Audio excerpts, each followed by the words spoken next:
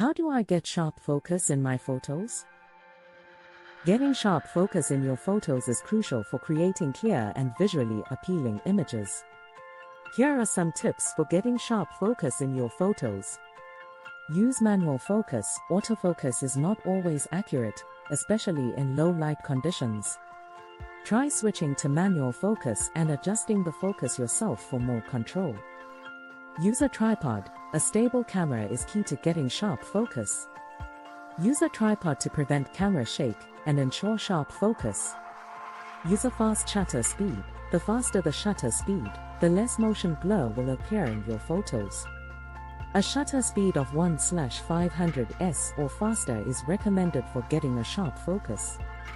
Use a large aperture. A large aperture, small f-number, allows more light into the camera and creates a shallow depth of field, which can help separate your subject from the background and keep it in focus.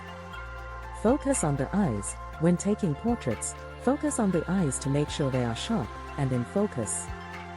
Use single point focus. Using a single focus point can help you be more precise when focusing on your subject. Be mindful of the focusing distance. The closer you are to your subject, the shallower the depth of field will be, making it harder to keep everything in focus. Keep this in mind when composing your shots.